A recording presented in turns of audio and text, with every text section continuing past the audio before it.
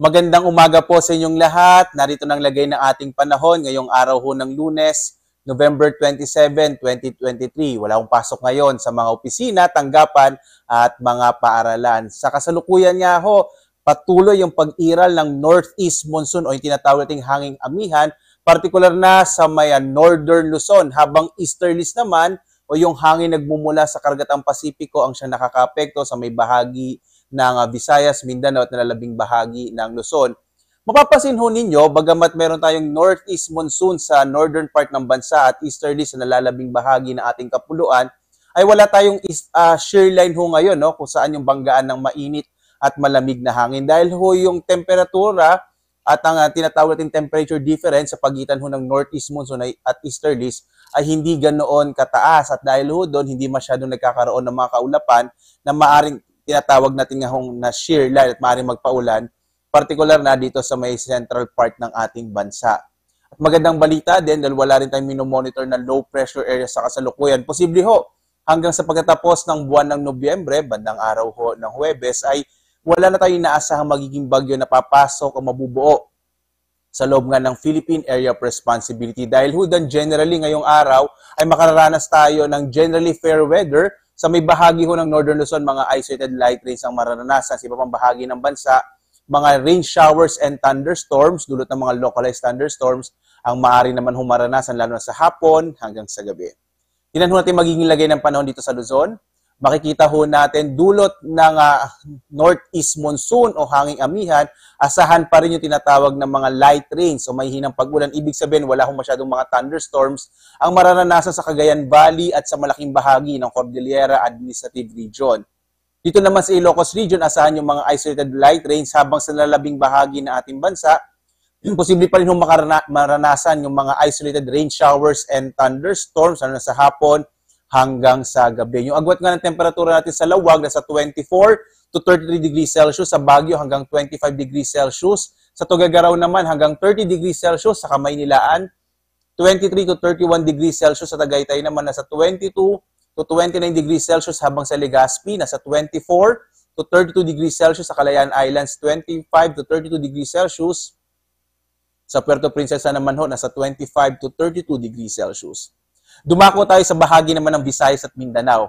Sa mga kababayan natin dito sa Visayas, inaasahan natin ang generally fair weather, posibleng medyo mainit pa rin sa umaga hanggang tanghali, habang malaki yung tsansa ng mga pagulan sa hapon hanggang sa gabi dulot ng mga localized thunderstorms.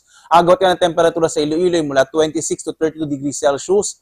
Sa mga kababayan natin sa Cebu, ang agawat ng temperatura ay 26 to 32 degrees Celsius, habang sa Tacloban, 25 to 32 degrees Celsius. Malaking bahagi din ho ng Mindanao ay makararanas ng mga isolated rain showers and thunderstorms sa hapon hanggang sa gabi. Dulot pa rin yan itong mga localized thunderstorms kung saan patuloy pa rin yung pag-iral ng easterlies o yung hangin nagmumula sa Karagatang Pasipiko.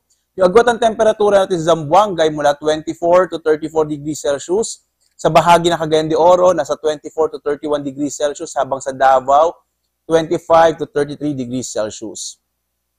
At sa pag-iral nga ho ng amihan, may nakataas pa rin tayong gale warning, particularly dito po sa mga bahagi ng Batanes, Ilocos Norte, Cagayan kasama yung Babuyan Islands, at dito sa may bahagi ng Isabela. Yung mga baybayin ho ng mga nasabing mga lalawigan at mga lugar sa ating bansa, inaasahan pa rin natin magiging malakas yung pag-alo ng karagatan. Kaya ho, hanggat maaari, iwasan mo ng pumalaot dito sa mga bahaging ito ng ating bansa dahil inaasahan nga natin na magiging napakaalo ng karagatan, dulot pa rin niya ng hanging amihan. So iwasan muna pong pumalaot sa mga kababayan natin na may maliliit na sasakyang pandagat at maliliit na mga bangka. At narito ho magiging lagay ng panahon natin sa mga susunod na araw. Makikita ho natin ay posible ho na muling umiral yung amihan bukas, kaya ho dito sa may bahagi ng Kamaynilaan, pwedeng medyo bumabaho yung temperatura natin. Pero sa mga susunod na araw, patuloy ho ng pag-iral pa rin ng mga localized thunderstorms sa malaking bahagi ng ating bansa. Sa may bahagi ho ng Legazpi, dahil sa inaasahang posibleng paglakas ng amihan, posibleng magkaroon ulit ng shear line. Kaya bukas posibleng maging maulap yung kalangitan. Pero pagdating ng araw ng Miyerkules at Huwebes, asahan pa rin natin yung generally fair weather na may mga isolated rain showers and thunderstorms. Ganyan sa Metro Cebu at Metro Davao, mga isolated rain showers and thunderstorms din na mararanasan.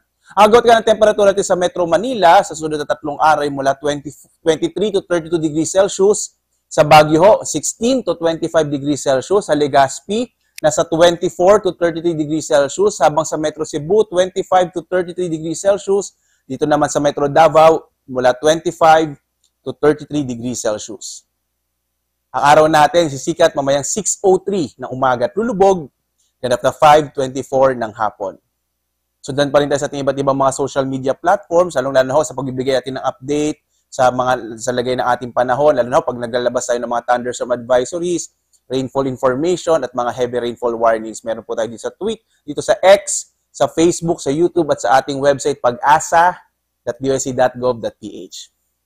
At live po na nag-uulat mula dito sa Pag-asa Weather Forecasting Center. Ako si Obet Badrina.